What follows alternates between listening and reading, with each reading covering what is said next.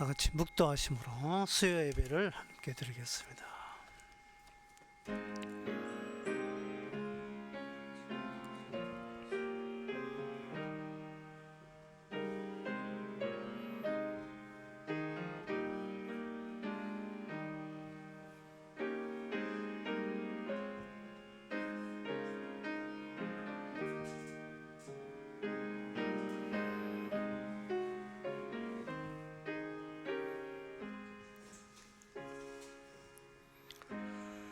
실로 내가 내 심령으로 고요하고 평온케 하기를 젖된 아이가 그 어미 품에 있음 같게 하였나니 내 중심이 젖된 아이와 같도다. 하나님, 누구의 품속에 있음을 감지하게 하여 주시옵소서.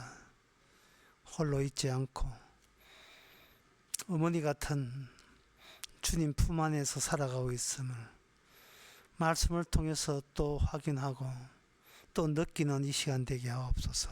예수님의 이름으로 기도합나이다. 아멘. 찬송가 356장 합시다.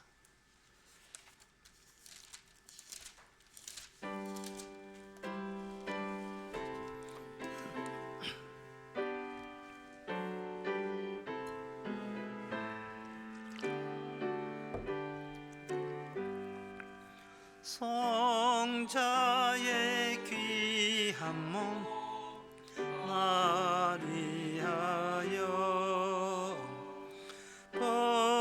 버리신 그 사랑 고마워라. 내 머리 주 앞에 좋아려 하는 말 난 무엇 주님께 바치리까. 지금도 날 위해 간구하신 이 어떤 믿음이 없나니.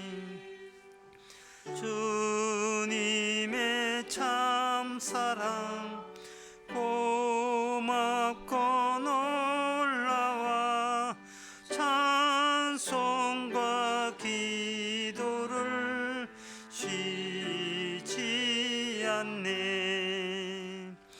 주님의 십자가 나도 지고 신실한 믿음과 마음으로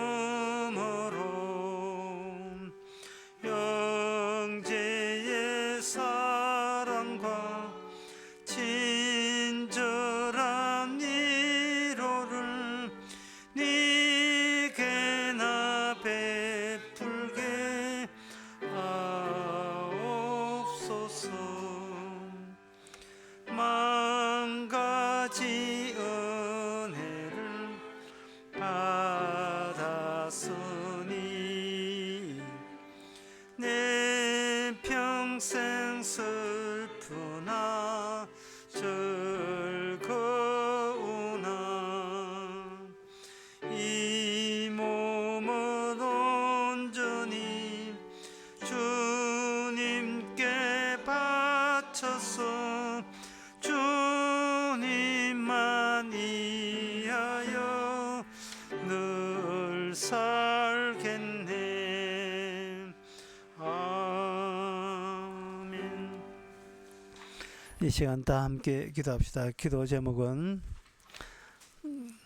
성도라는 것은 자기 활동을 아는 자가 아니라 주님 활동으로부터 연락을 받은 자가 성도입니다. 맨날 내 활동만 신경 쓰고 주시하고 그게 마음 두는 것이 아니라 주님이 지금도 어떤 활동하는지 계속해서 연락이 되고 그게 느껴지고 거기에다가 마음 빼앗기는 거, 주님의 내 활동보다 주님의 활동에 마음 빼앗길 수 있도록 다 같이 기도합시다.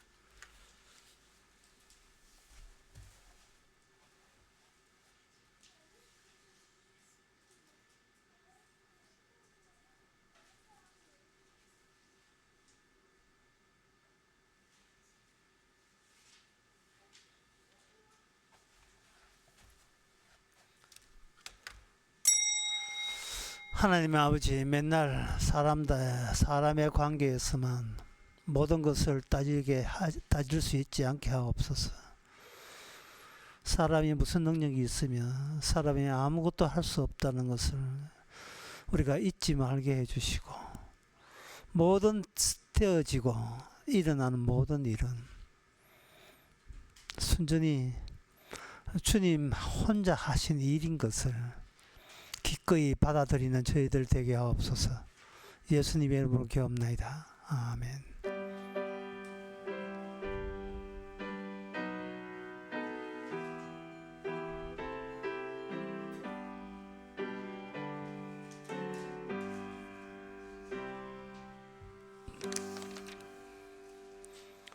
하나님의 말씀은 열왕기상 8장 46절에서 49절까지입니다. 범죄치 아니하는 사람이 없사오니 저희가 주께 범죄함으로 주께서 저희에게 진노하사 저희를 적군에서 붙이심에 적군이 저희를 사로잡아 원건을 물론하고 적군의 땅으로 끌려간 후에 저희가 사로잡혀 간 땅에서 스스로 깨닫고 그 사로잡은 자의 땅에서 돌이켜 주께 간구하기를 우리가 범죄하여 패역을 행하며 악을 지었나이다 하며 자기를 사로잡아 간 적군의 땅에서 온 마음과 온 뜻으로 주께 돌아와서 주께서 그 열조에게 주신 땅, 그 주의 빼신 성과, 내가 주의 이름을 위하여 건축한 전이 있는 편을 향하여 주께 기도하거든. 주께서 주는 계신 곳 하늘에서 저희 기도와 간구를 들으시고 저희 일을 돌아보시며. 아멘.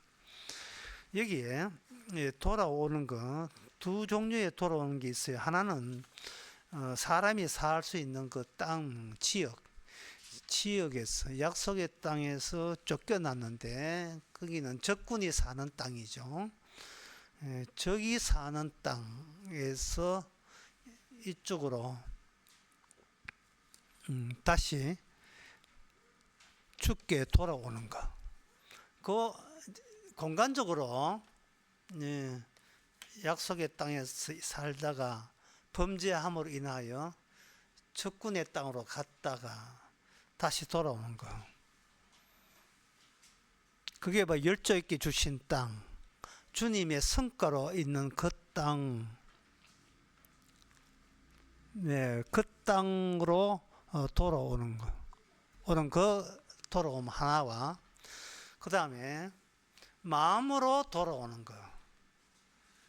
비록 몸은 적의 땅에 살지만 마음은 그 적의 땅을 허무하거나 사모하거나 좋아하는 것이 아니고 주님이 함께 했던 그때 그 시절의 마음으로 돌아오는 것. 이 두 가지 돌아옴이 있습니다. 여기서 그 적군에, 여기 적군이라고 되어 있는데 그 적국의 역할은 무엇인가? 적국의 역할은 자체적으로는 아무 의미가 없고 하나님께서 쥐다 폈다 하나님께서 자기 백성을 다루는 데 있어서의 보조 교관 보조 조교 같은 역할이 적군이 하는 일입니다. 너 어디 갔다 와서? 적국에 살다 왔습니다. 왜 갔지? 우리가 죄를 지어서 그렇습니다. 그래서 다시 돌아올 때 죄를 지었습니다, 안 지었습니다가 나는 이 땅에 하나님이 계시는 땅에 살지 못하고 적국으로 갔다 온 그 경험으로 봐서 나는 죄 지은 게 맞습니다 라는 고백을 하나님께서는 듣기를 원하시는 거예요. 이러한 것은 이스라엘에게 특수한 건데요, 이스라엘이 애굽에 갔다가 거기서 빠져나왔습니다. 애굽에 갔다가 빠져나왔을 때 사람들은, 그때 그 백성들은 죄라는 개념은 없었어요.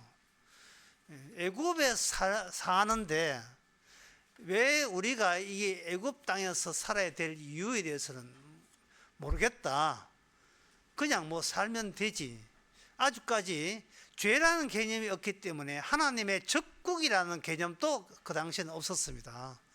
그런데 하나님께서 적국 역할을 제대로 하게 만들었어요. 그게 뭐냐 하면 바로가 히브리인들의 압박을 해서 그 노예로 만들어서 힘들게 살게 했습니다. 그럴 때 그때 히브리인들은 우리가 죄를 지었구나 힘들게 산다가 아니라 그냥 힘들게 산다부터 먼저 나왔어요. 힘들어서 못 살겠다, 너무 사는 것이 어렵다, 어떻게 하나님께서 좀 편하게 살게 해주면 되지 않겠는가. 그때는 죄의 개념은 없어요. 사는 게 그렇고 뭐 힘들고 고역스럽다, 그게 마음에 가 있지. 그래, 우리가 죄를 지어서 이렇게 힘들게 사는 거야, 뭐 그런 마음은 없었습니다. 힘드는데 고생 덜 하게 하나님이 좀 도와달라고 했을 뿐이에요. 그러니까 그들은 애굽이 하나님의 적국이라는 개념도 없었습니다. 왜? 그때는 이스라엘도 없기 때문에. 그냥 히브리인들의 집단이지 이스라엘 나라는 자체가 없기 때문에 적국이라는 것도 없어요. 오늘날 이 대한민국 앞에 뭐 글자 하나 더 붙여줍시다. 대한민국 짜짜짜짜짜 하는 이 대한민국이 성도의 적국입니까? 예, 대한민국에 대해서 사람들은 자기의 고향이라고 생각합니다. 고향.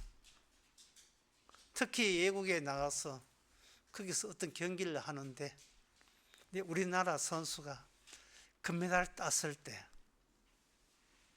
외국에서 적적하게 자기 것만 살면서 고국에 그리워하는 그들 외국에 사는 한국 사람들이 자기 나라의 땅에서 태극기 이렇게 올라갈 때 동해물 갈 때 저절로 막 가슴에 하면서 조국애가 펄펄 넘치죠. 그러면 그들이 미국이나 캐나다나 또는 중국이나 외국에 왜 삽니까? 하나님, 우리가 죄를 지어서 삽니다. 그런 인식을 할까요? 인식을 안 하지요. 인식을 못 합니다. 그래서 오늘 설교에서 우리가 중요한 핵심적인 요소는 이거예요. 죄는 하나님이 만들어내는 겁니다. 죄는 하나님이 만들어내요. 인간은 죄를 몰라요. 왜? 죄인이기 때문에. 죄인이기 때문에 죄를 모릅니다. 죄의 근원에 대해서 모릅니다. 인간이 아는 것은 내가 지금 사는 게 행복하냐 불행하냐 힘드냐 편하냐 그거밖에 없어요. 하나님께서 애굽 땅에 살던 이스라엘을 애굽 자체를 적국으로 만들기 위해서 따로 하나님은 이스라엘 나라를 만들어서 데리고 나왔습니다. 데리고 나왔을 때 그들은 광야를 지나면서 그들 마음에 있는 본심을 드러내게 됐어요. 그게 뭐냐면 애굽으로 돌아가자. 몇 번을 원망했느냐 하면은 10번이나 하나님을 원망했습니다. 10번이나 한 번, 두 번, 세 번, 네 번, 다섯, 여섯, 일곱, 여덟, 아홉, 열. 베드로가 세 번 배신한 것은 그건 배신한 것은 배신도 아니죠. 10번이라니까요. 10번. 10 빼기 3은 10 빼기 3은 7번이나 더. 이거는 뭐 베드로뿐만 아니고 이거는 뭐 비교도 안 될 정도로 이스라엘 백성들은 10번이나 하나님을 원망했습니다. 왜 살던 대로 살두지? 살던 대로 살두지? 왜 우리에게 이렇게 힘들게 하는 거야? 왜 우리가 살던 대로 그냥 살래?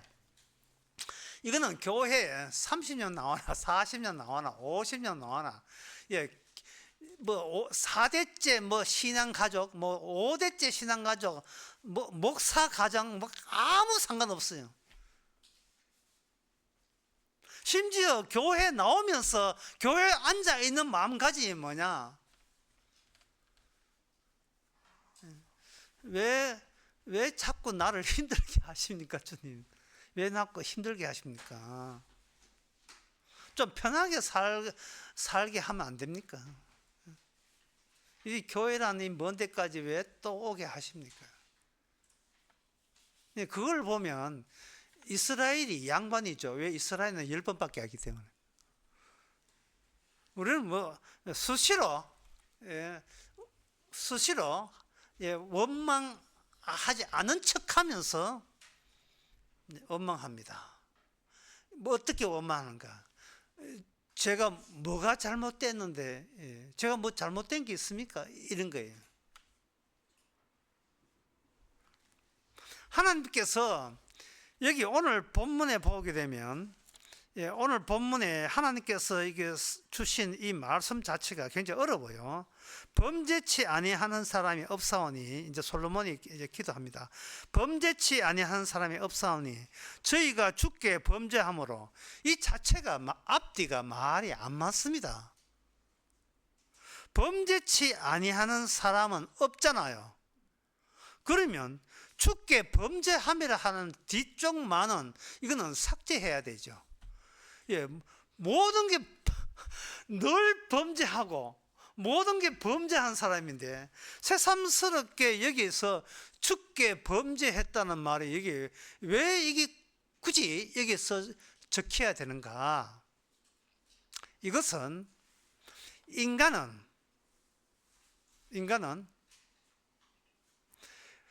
범죄 자기가 죄질 때만 죄인 것을 인식하는 것이 아니고 처음부터 모든 게 죄였는데 가끔은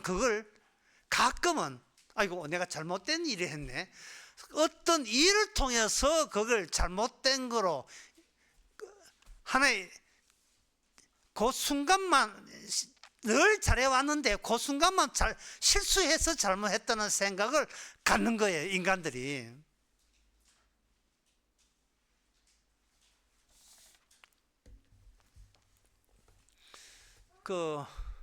하나의 예를 들면 이렇습니다.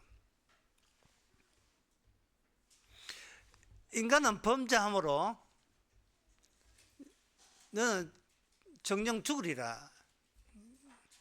그 창세기 3장에 나온 말씀 아닙니까? 네가 선악과 따먹으로 정령 죽으리라.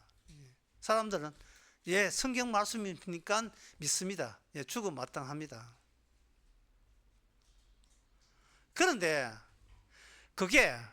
우리는 그걸 믿는다고 생각하고 이미 주의 말씀이니까 우리는 받아들였다고 생각하는데, 그런데 세상 살다 보면 주님은 왜 이렇게 저를 힘들게 합니까? 또는 왜 주님은 그걸 하면 또 상당히 또 하나님께 대드는 같은 티 나가지고 그냥 혼자 말로 아이고 힘들어라, 사는 게 왜 이렇게 힘들어, 그런 이야기 하거든요. 왜 그런 자기가 죽어 마땅하다는 그 원칙과 실생활에서 이게 왜 안 맞는가? 그거는 뭐냐 하면 낙지 시장에 낙지 사가지고 주부가 낙지 볶음 할 때 손질하잖아요. 손질할 때 이건 뭐 주부 초보도 아니고 낙지를 그냥 한 마리를 그냥 통째로 고추장 발라가지고 먹어라 이런 사람 없어요. 칼 들고 낙지 그걸 토막 내죠. 다 토막 낸다고요. 낙지가 통째로 죄인이고 죽어 마땅함이에요. 그런데 사람들은 그걸 어떻게 인상하냐 하면은 하나님께서 하나님의 말씀과 계명으로 그걸 칼로 사용하여 낙지 토막을 낼 때마다 비로소 우리는 내가 범죄했구나 그걸 아는 거예요. 이 범죄했구나 안다는 말은 또다시 우리로 하여금 우리가 범죄한 것을 죄 지은 것을 인식할 때만 죄고 나머지는 선방했다 그런 말이 아니라 그 죄 이런 걸 인식할 때 처음부터 다시 돌아가야 돼요. 내가 딴 것은 나쁜 일이 아닌데 이것만 나쁘다는 생각을 가지면 안 되고 처음부터 나는 범죄했는데 범죄한 것에 대해서 아무 감각이 없다가 하나님께서 간섭해서 말씀으로 간섭하니까 내가 그 점에서 잘못되었구나 라고 인식하는 겁니다. 말을 이렇게 길게 했지만 시편 51편에서는 그걸 간단하게 돼 있어요. 다윗이 간음과 살인죄를 했을 때 이거 누가 봐도 본인도 마찬가지고 간음과 살인죄를 했다는 말이죠. 그런데 다윗이 평소에는 간음과 살인죄를 안 했어요. 그때만 잘못했다는 거예요. 그러나 다윗은 그렇게 생각하지 않습니다. 내가 모친에 통째로 죄인으로 태어났다고 규정을 해버려요. 통째로. 그건 무슨 뜻이냐 하면요. 나와 하나님의 만남에서 하나님 쪽에서 나를 죄 지은 자, 근원적으로 죄인 그리고 죄 지은 자로 순간순간 나타나지 아니하면 하나님의 의로움이 순간순간 나타나지 않는다는 거예요. 하나님의 언약에는 뭐도 품고 뭐도 품으냐 하면은 죄도 품고 있고 하나님의 의도 품고 있어요.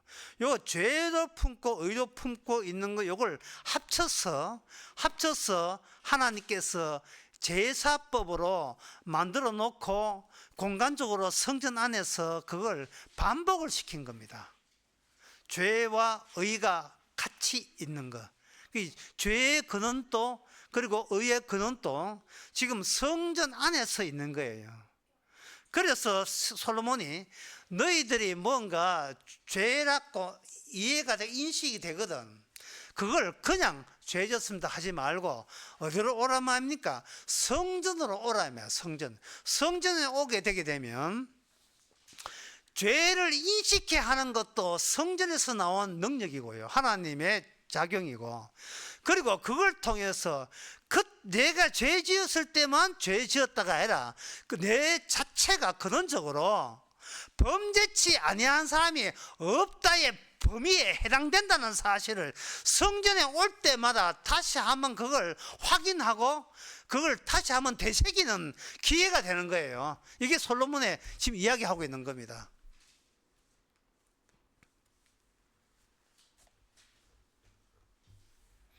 자, 그러면 여기서 우리가 알아야 될 것은 도대체 성전에서 뭐가 있기에 거기서 죄가 나오고 의가 나오는가? 이 성전은 어떤 과정 절차 같은 게 있습니다. 그 절차를 위해서 출발점과 도착 지점이 성전 안에 있어요. 출발점은 성전의 입구 또는 성막으로 봅시다. 성막의 입구. 그 성막 입구 다음엔 제단이 있어요. 제단에서 마지막 도착 지점이 있습니다. 제단은 시작점이고 도착 지점이 뭐냐 하면 지성소예요. 그 제단 내에 제물을 태우는 그 제단, 놋제단과 그 지성소 사이에 그 둘 사이에서 연결이 돼 있어요. 연결. 옛날 그 국민학교 공작 시간에, 미술 시간에 애들한테 그걸 만들었어요. 전화기를 만들어야 했어요. 전화기. 그러니까 실로 만들어가지고 이쪽에서 그 문풍지 또는 한지 같은 게 이렇게 컵에다가 담아가지고 이렇게 하면 컵 2개 있고 줄이 있어가지고 줄의 진동으로 저기서 무슨 소리 하는지 듣기도록 하는 그런 공작 시간에 그걸 만드는 기억이 나는데, 재단에서 시작한 그것이 그 지성소와 연결되어 있습니다. 연결되어 있는데 그 지성소의 무늬가 뭐냐 하면은 천사의 무늬로 되어 있어요. 이거는 신비입니다. 신비.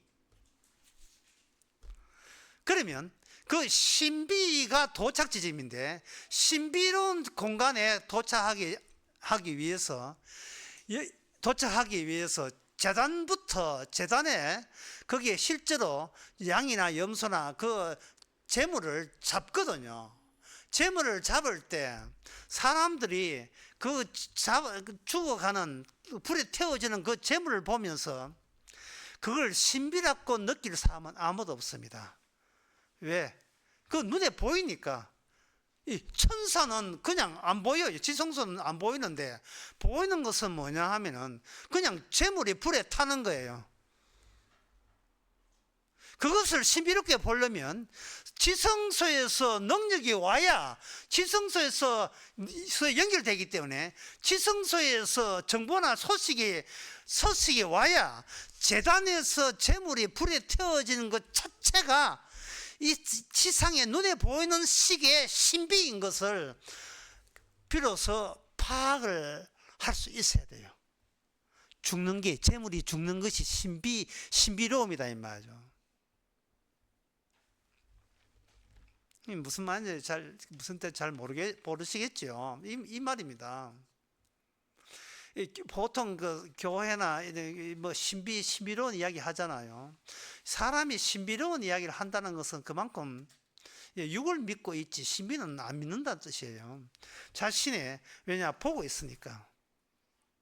죄를 고백할 때, 죄가 사해진다 할 때, 죄를 고백하는 나는 느껴지고 감지되는데, 죄 사해지는 것이 감지되지 않기 때문에 그거는 사람들이 안 믿게 돼요.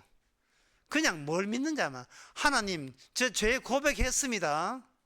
그러니까 약속대로 내 죄를 사해 주세요 하면서 이제 돌아서면서 죄 사한 거 뭐 누가 봤나 그거 뭐 죄 사해주면 고맙지. 그러나 나는 뭐 죄사함 없는 것보다 낫지. 죄사함 받아야 구원받기 때문에. 그러나 확실한 것은 뭐냐, 죄사함 받았다가 확실한 게 아니고 내가 분명히 약속대로 죄를 고백했다는, 이거는 저도 알고 하나님 알고 맞죠. 저는 이걸 믿습니다 하고 자기가 죄 고백하는 것을 믿고 돌아가 버려요. 죄 사함은 그냥 모르겠고, 그건 솔직하게 그건 모르겠고, 솔직하게 죄를 사했잖아요. 그것만 건지고 돌아가는 거예요. 근데 오늘 본문 같은 건 뭐냐 하면은, 주께 범죄함으로 주께 와서 진노하사 이렇게 할 때 주여 저의 죄를 용서해 달라, 이거는 본인이 용서해 달라고 요청하는 본인은 믿는데, 뭐는 안 믿느냐 하면은 범죄치 아니한 사람은 없사오니라를 이걸 못 믿는 거예요. 왜냐하면 인간의 논리상 범죄치 않은 사람이 없어버리면 모두 내가 기도 하나 안 하나 내 범죄가 없어지지 않은 것은 당연하거든요. 왜? 범죄치 않은 사람이 없기 때문에. 죄 짓고 돌아서고 또 죄인다는 것은 본인도 너무 인정하는 거잖아요. 이미 범죄치 않은 사람이 없다고 이미 결정난 이상은 그 다음부터는 내 할 도리는 뭐냐, 수시로 생각할 때마다 제 잘못되었습니다 용서해 주소, 이것만 하면 된다는 거예요.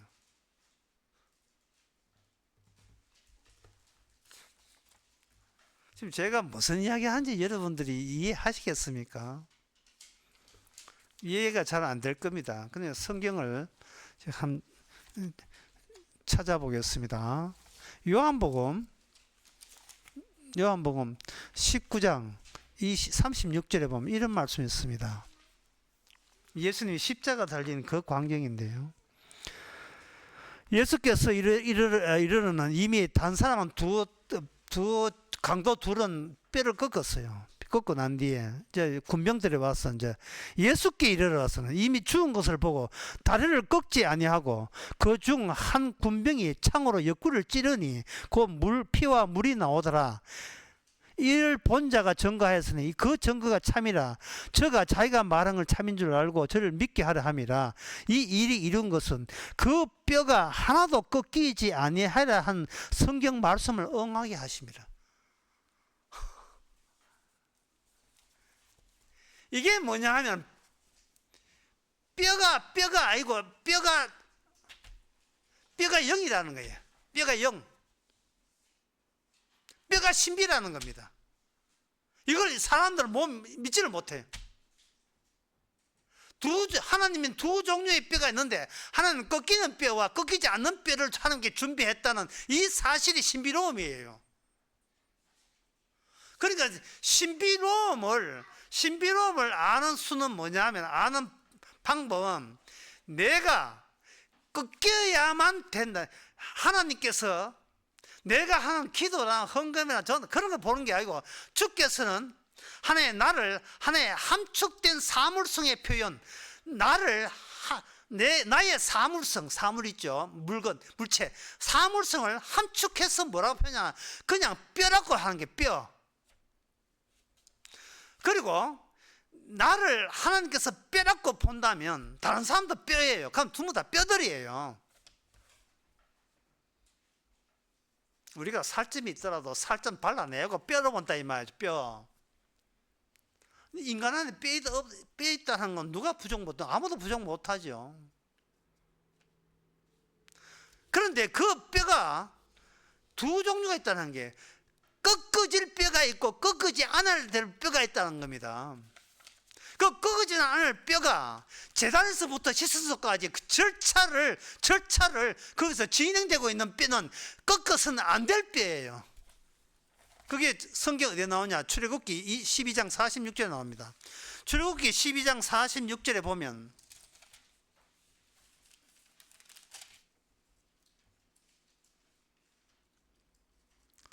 한 집에서 먹되 그 고기는 조금 집 문 밖에 내지 말고 뼈도 꺾지 말 것이며, 같은 그 출애굽에 대해서 민수기 9장 12절에도 아침까지 그것을 조금도 남겨두지 말며 그 뼈는 하나도 꺾지 말아서 유월절 모든 윤리들을 지킬 것이라 되어 있어요. 그러면 왜 뼈는 꺾지 말아야 되는가?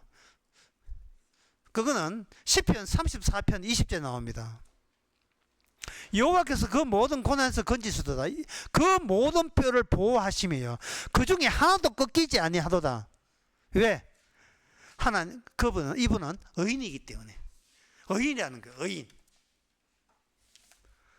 그래서 성전 안에서 제사 절차에 의해서 이동 중인 그 제물은 바로 인간하고 차별되는 꺾어지지 않는 뼈를 소지한 그분의 자체적인 활동으로서 신비로운 천사의 그림이 있는 지성소까지 그 꺾어지는 뼈만 지성소를 만날 수가 있습니다. 들어갈 수가 있어요.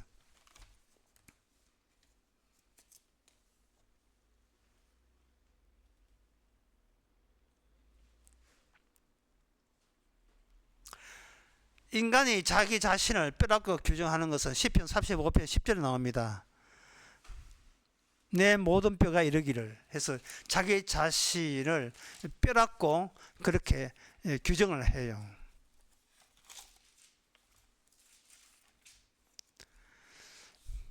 그리고 그 이사야 38장에 보면 히스기야가 병이 들었는데, 병이 들었을 때 그 자기가 고백하는 겁니다. 내가 이제 죽기 전에 유언처럼 남겼는데 38장 13절에 보면 내가 아침까지 견디사오나 주께서 사자같이 나의 모든 뼈를 꺾었습니다. 나의 모든 뼈를 꺾었습니다.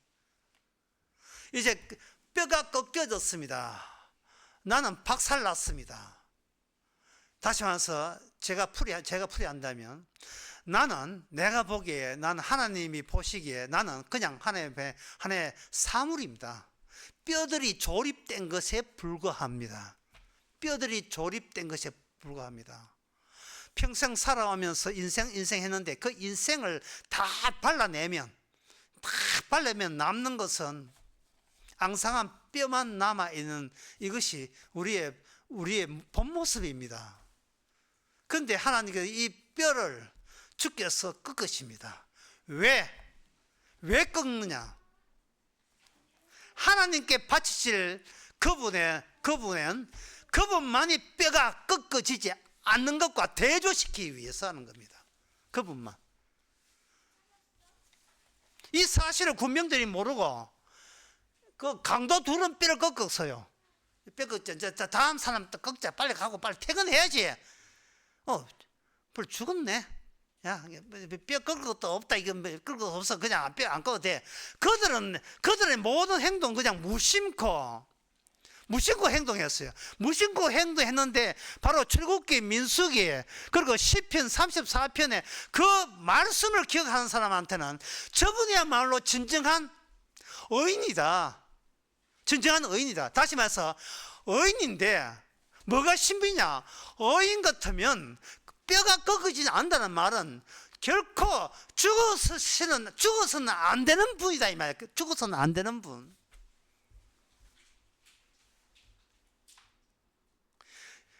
천국 가는 사람의 특징은 주님은 나와 비교해서 나는 죽어야 되지만 주님은 결코 죽어서는 안 되는 분입니다를 예수 그리스도라는 그분의 일어난 일, 그분 존재 자체를 나와 비교해서 특별하게 생각하는 사람이 바로 예수님을 주라고 고백하는 사람이에요. 주 예수를 믿어라. 그러면 너가 구원을 얻으라. 그 구원받는 이유가 주님과 나와 비교해서 저는 내 생각을 할 이유도 없고 그럴 필요가 없다는 것을 기쁘게 인정하는 사람이에요. 그 사람이 성도입니다. 왜?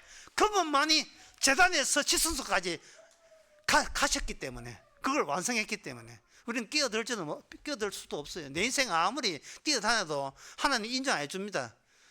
아무리 뛰어다녀도 인정 안 해요. 뭐 자식 먹고 살려고 시장이고 뭐고 학교로 뛰어다녀도 주께서 오지랖게 와장창 꺾어보죠. 그런데 이 성전 자체에 오게 되면 하나님께서 뭐를 주시느냐 하면은 내가 안 죽어야 될 내가 죽는 이유는 너희들이 모르는 죄를 나를 이 의인이 죽음으로써 이제 그걸 뿜어내는 거예요. 너는 죄인이라는 것이 권능으로 능력으로 찾아가는 거예요. 인간은 자기의 죄를 몰라요. 인간은 자기가 삶이 불편하다, 행복하다, 편하다, 넉넉하다 이것만 생각하지 내가 그런적으로 죄인이라는 것은 아무도 몰라. 이게 능력 받아야 돼. 권능을 받아야 돼요. 어디서 나온 권능? 그 어디서 나온 권능을 확인하기 위해서 죄를 생각할 때마다 성전으로 오라 이 말이에요. 성전으로. 그냥 있지 말고 성전으로 와. 성전에 오게 되면 성전에서 일어난 일로 인하여 내가 죄를 지은 게 아니고 죄가 나를 통해서 애초부터 나는 죄가 뭔지를 알리기 위해서 쓰여져야 될 인물로 이 땅에 출생했다는 사실을 또 재확인하는 거예요. 왜? 범죄하지 않은 인간은 아무도 없기 때문에. 범죄하지 않는 인간은 아무도 없기 때문에.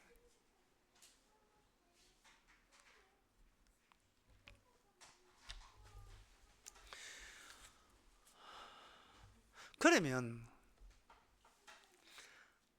오늘 이 본문은 아까도 처음 이야기했지만 이 적국이라는 게 있어요. 적국은 그 뭐냐? 적국은 성전이 없는 것입니다. 성전이 없는 것이 적국이 되는데 그럼에도 물론 하나님의 일을 보조하게 되죠. 그러면 그들에게는 왜 그런 기회를 안 주느냐? 그들이 성전이 없기 때문에 이거는 내어버려 두시는 거예요. 하나님께서 내어버려 두시는 거예요. 지난 나 설교 끝에 제가 사도 바울이 율법 없는 자는 율법 있는 것처럼, 율법 있는 자는 율법 없는 것처럼 그 고린도서 9장을 대목을 제가 읽어드리고 이렇게 제가 요약해 드렸습니다. 그러니까 네 마음대로 사세요. 네 마음대로 사세요란 말이 내가 하고 싶은 대로 산다고 이해한다면 그 사람은 하나님에 의해서 내어버린 자입니다. 내어버림을 당한 자예요. 얼마나 평소에 지가 하고 싶은 대로 사는 걸 소원했겠어요. 거기에 면접을 주니까 아주 신바람이 나는 거예요. 내어버려 뒀다는 말은 하나님의 성전의 권능이 없다는 말이에요. 하나님과 만남도 없다는 겁니다. 그냥 내어버려 두는 거예요. 낙지 손질하는 칼질을 안 했다는 뜻이에요.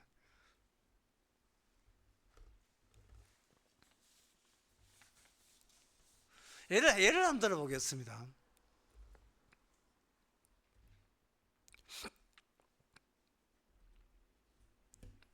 어떤 목사님의 설교가 자기 마음에 안 든다.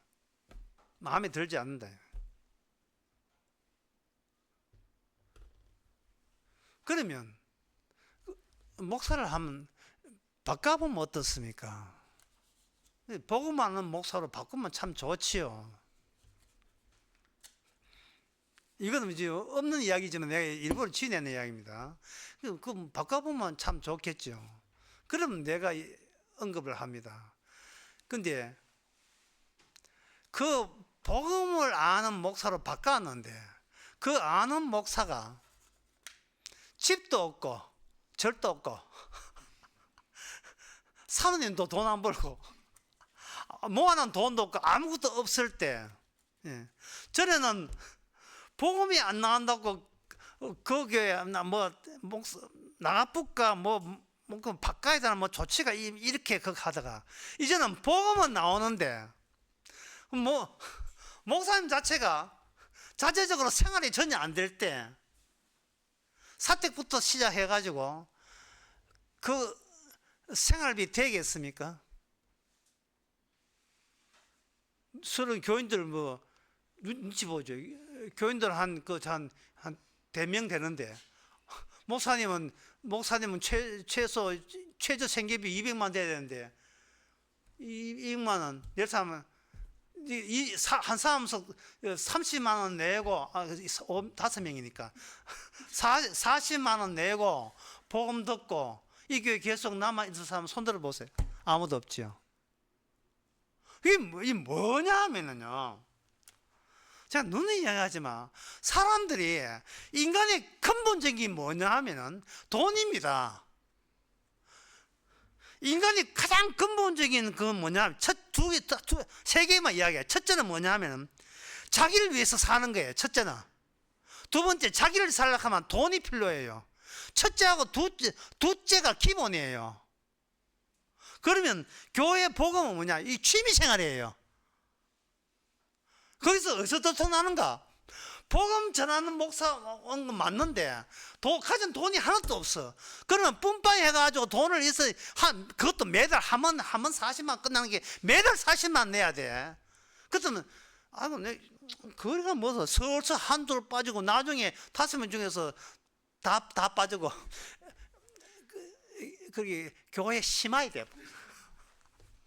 그러면 전에 복음이 없어서 고민해요. 복음이 있어도 있었는데 왜 또 나가십니까? 역시 복음보다는 돈. 꽃보다 청춘. 복음보다는 돈. 다시 말해서 제 말은 이 성전이 안에 없어져요. 성전이 없을 때 그럼 어디를 향하여 기도합니까? 분명히 이 말씀은 성전을 향하여 한다는데, 성전이 없어진다면, 이제 이스라엘 망한 없어지면 그러면 어디로 가서 기도해야 됩니까? 그것은 로마서 9장에 나옵니다. 로마서 9장에 31절과 32절에 보면 이런 말씀 나옵니다.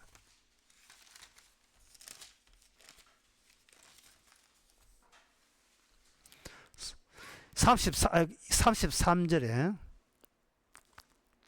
32절부터 보면 어찌 그러하뇨 이제 저희가 믿음에 의지 않고 행함에 의지함이라 부딪힐 돌에 부딪혔느니라 기록된 바 보라 내가 부딪힐 돌과 거칠은 반석을 시온에 두느니 저를 믿는 자는 부끄러움을 당차 이에 있거든요. 이게 이제 걸림돌이라는 거예요. 걸림돌. 어디에 가서 기도하느냐? 내가 자빠진 곳에서 기도하면 돼요. 내가 자빠진 곳. 다시 말해서 나는 복음을 사랑한다. 복음을 사랑한 거 맞아요. 예, 복음이 너무 좋기 때문에.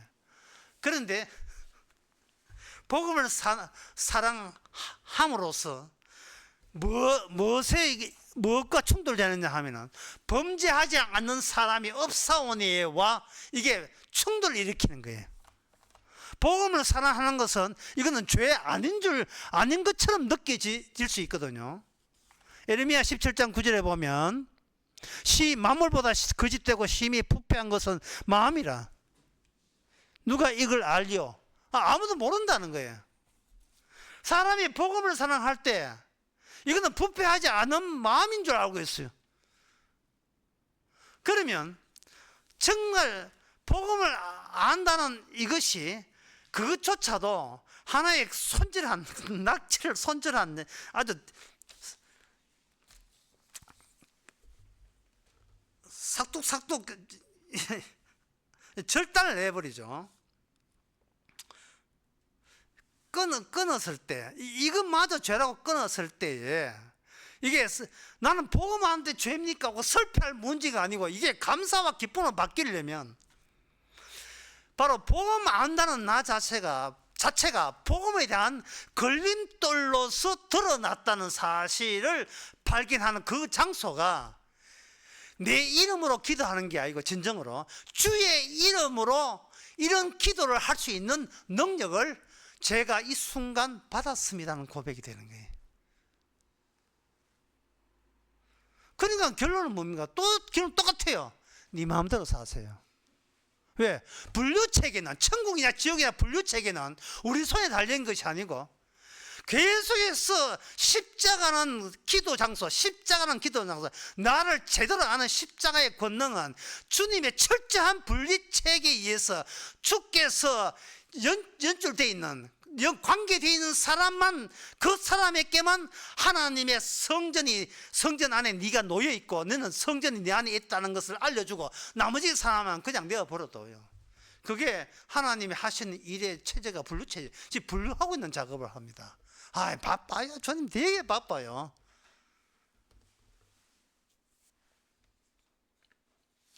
그러면 성도는 알죠. 내 자리가 없어지고 다른 자리가 내 자리를 차지하고 있다는 사실을 압니다.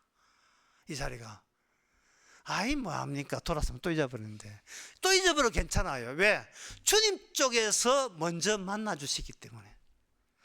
주님 쪽에서 하나님의 성전 안에 죄도 있고 의도 있다는 것, 그리고 그런 권한은 주님에게만 있다는 사실을 성도에게만 이걸 계속 알려주시면서 끊어지지 않고 계속해서 권능을 주시기 때문에, 버려두지 않기 때문에 우리는 무엇을 고백하고 있는가?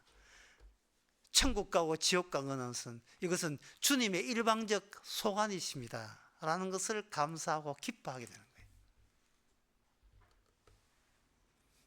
이게 바로 신비로입니다. 이게 신비예요. 그래서 전에 그런 이야기 했죠. 자기 생각을 하지 않은 순간 모든 것이 영적으로 보입니다. 모든 것이 이 세상 자체가 주님 혼자 일하시는 신비로운 세계가 되는 겁니다. 기도하겠습니다. 하나님 아버지, 죄를 회개했으니까 이제 죄 아니라고 여겼던 적도 있었고, 내가 죄라고 여기기 때문에 그게 죄인 줄 알게 된 그런 오해도 있었습니다. 그러나 이 죄와 의는 주님의 십자가 앞에서 주께서 일방적으로 우리에게 알려준 사실인 것을 이제는 기쁘고 고맙고 감사케 하옵소서. 예수님의 이름으로 기도합나이다. 아멘. 찬송가 334장 합시다.